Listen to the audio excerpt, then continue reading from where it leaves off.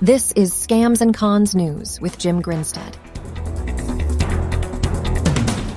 In this week's news, an East Tennessee woman stops a scam by people posing as representatives of Publishers Clearinghouse, and a Wisconsin woman must pay taxes on $200,000 she lost to a scammer.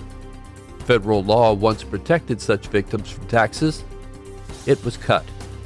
But we begin with a Toronto man who encountered a scammer that left him physically broken and unable to walk.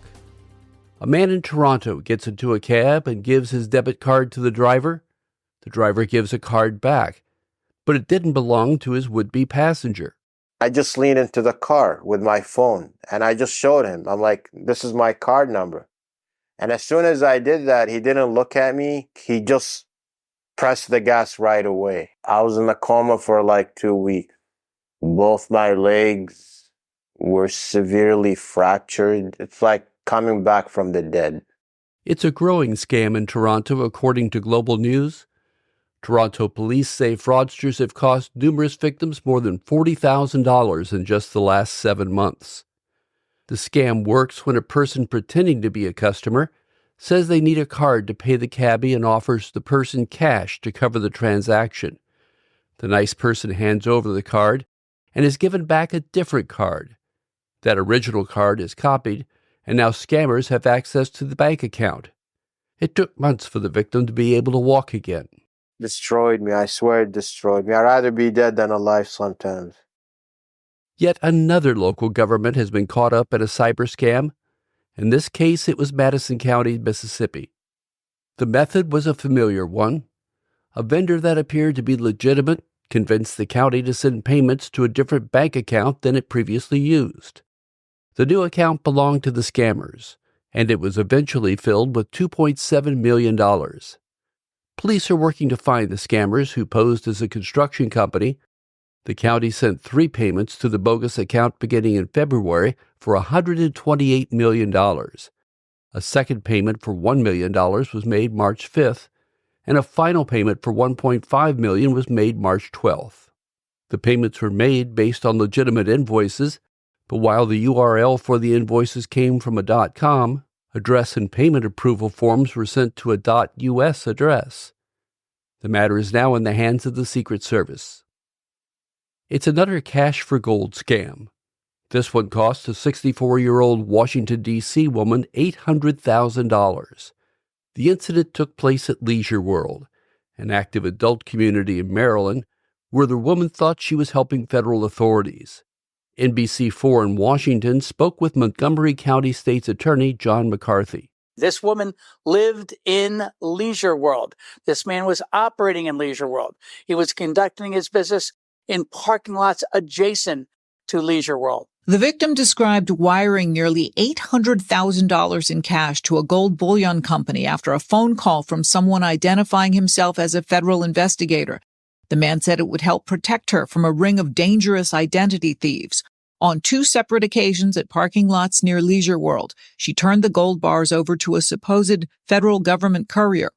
After a relative helped her realize she'd been scammed, investigators from the Financial Crimes Unit stepped in and set up another handoff. This time it was for $376,000 in gold bars. Detective Petty says when this man, Wen-Wei Sun of Lake Arbor, California, showed up in the parking lot to collect it Monday, the person who handed it over was actually a police officer disguised as the victim. The scam of a pretend law enforcement officer asking for help and for the victim to provide money has been around for a while, but the gold transfer is a relatively new twist. In another scam involving a law enforcement officer, people in Rockland got a letter from what appeared to be the U.S. Postal Service asking for help with a survey. It said the person would remain anonymous, but for helping out they would receive a survey package and certified check for $4,680.50, according to the Rockland Daily. The multiple recipients of the letter were told the money would cover the survey costs of $4,000, a bonus of $500, and miscellaneous expenses of $130.50, and the cashier's check purchase of $50.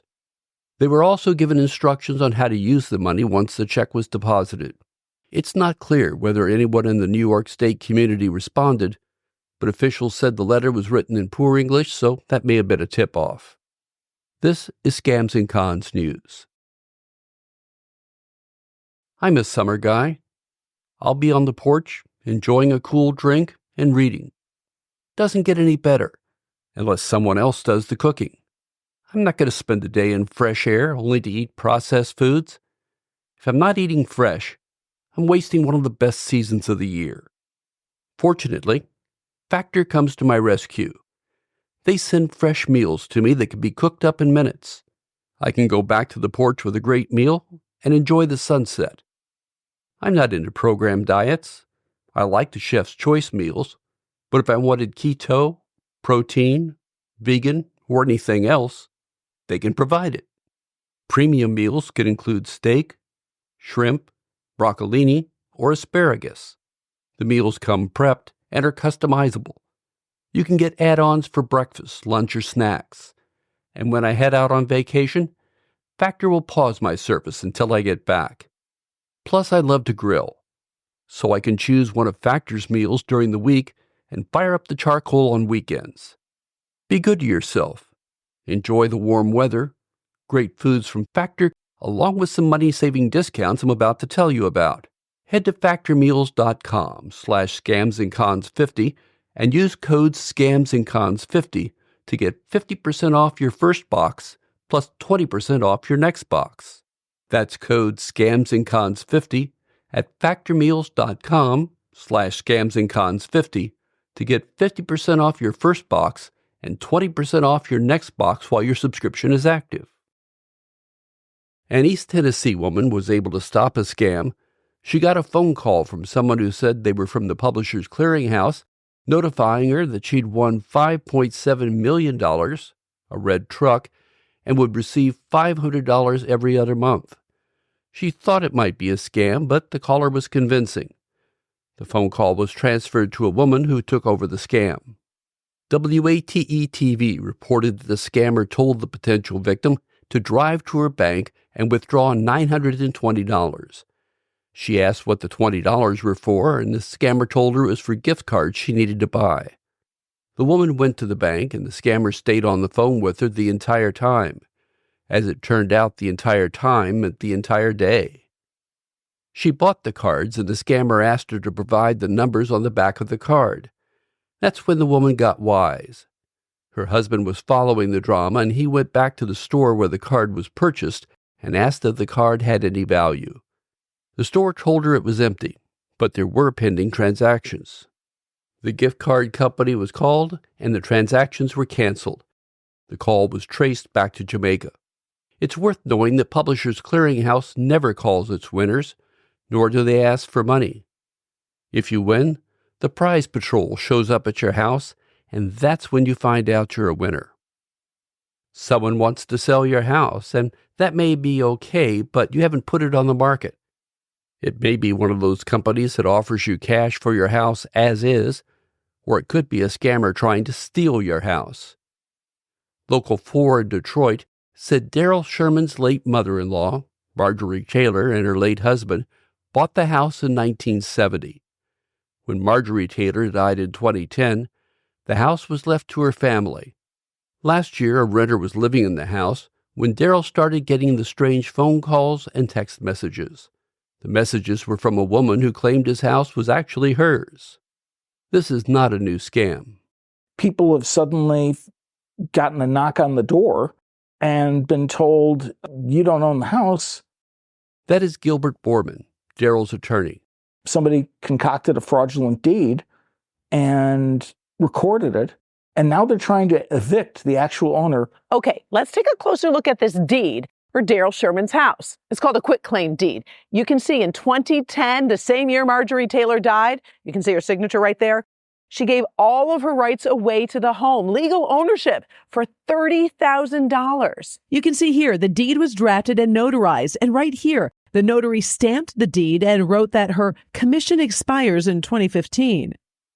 But there's a glaring problem here. We checked with the state. That notary's commission expired in 2006. And should not have been stamping any papers in 2010.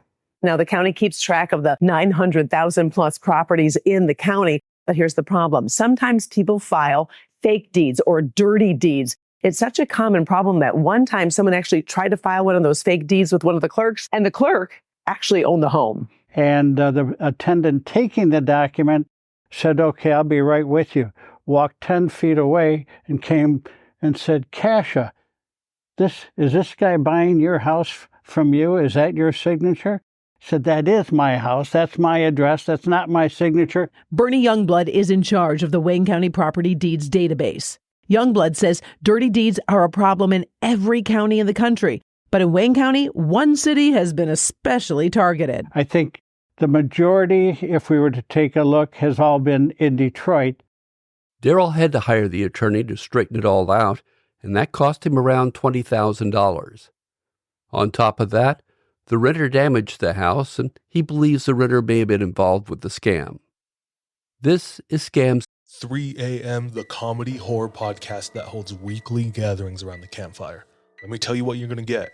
You're going to hear stories about demonic possessions, prison stabbings, skinwalkers, glitches in the Matrix, cult leaders, missing 411, night marchers, Operation Paperclip, Mesopotamian devil worship, and so many monsters it'll give Kanye West a runaway for his money. Pop and meme culture also aren't off topic. A camp where laughs and scares are constantly competing for first place. We're just a group of friends, trying to bust each other's balls, find the best stories, and expand the circle in the process. 3 a.m., the comedy horror podcast not for the faint or fragile of heart. Let's go. and Cons News. In New York City, police organized a manhunt for a squatter who may have killed a woman at her mother's apartment. CBS New York has more information. Vitel's was murdered. Her body found stuffed in a duffel bag in the front closet of an apartment on the 19th floor of this building on 31st Street. Super Jean Pompey let concerned family members into the apartment on March 14th after they couldn't reach her. The male animal pointed to the closet. He says he believed that there's a body in that bag. All the clothes were down. So you really couldn't see, the bag. You could see partially a little bit. The medical examiner ruled Vitel's death a homicide, blunt force trauma of the head. Police sources say they've identified 2 people they believe beat her to death. These sources say they were not known to Vitel's, but may have been squatting in the apartment before she started either moving herself or someone else in. The 2 suspects are seen on video stealing Vitel's car from the street out front and fleeing. The car, police sources say, was later involved in an accident in Pennsylvania. The 2 squatters were later arrested in York, Pennsylvania by members of the U.S. Marshals Regional Fugitive Task Force. In these days of fake phone calls claiming a relative has been arrested and needs bail money, a new type of scam is taking place.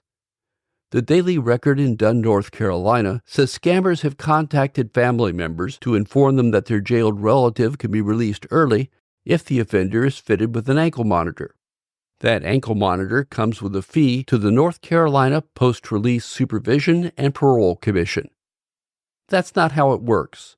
Families cannot pay for an inmate's early release, but scammers are happy to take their money if they don't know that. United Healthcare Group was hacked earlier this year. Its healthcare division is the largest billing and payment system for medical claims in the United States. All that data flooding onto the market makes patients ripe for scams. The Minnesota Hospital Association is asking people to keep an eye out for scammers. These scammers may be fraudulently posing as a hospital, clinic, or pharmacy and asking for credit card, bank, or other financial information. Your hospital will not call or email you to ask for a credit card number. If someone out of the blue calls and asks for your credit card number, social security number, or any other personal information, it's a good idea to refuse. Then call the company directly after you look up their official number and find out what's happening. Lastly, a Whitefish Bay, Wisconsin woman was scammed. She then found out she'd have to pay taxes on her $200,000 loss. Those taxes include $15,000 to the U.S. government because she dipped into her IRA for some of the money. The remainder, $7,500, was supposed to go to Wisconsin. Scammers posing as law enforcement officials convinced her to buy gift cards. She says scammers falsified government documents, badges, and bank deposit records to earn her trust.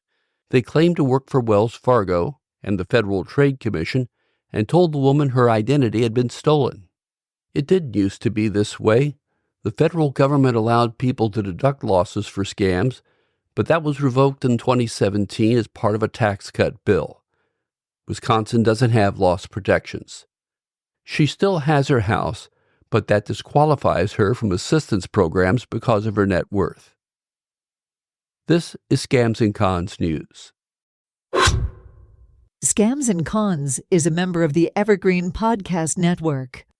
Hi, I'm Matt Harris. Seton Tucker and I host the podcast Impact of Influence, which for 2 years covered in depth Alec Murdaugh, who was eventually convicted in 2023 of murdering his wife Maggie and son Paul. That story continues to evolve, and we will cover that. Plus, we will tell you stories of other true crime events that have happened in the South. Please join us on Impact of Influence. And give us a follow on the Impact of Influence Facebook page.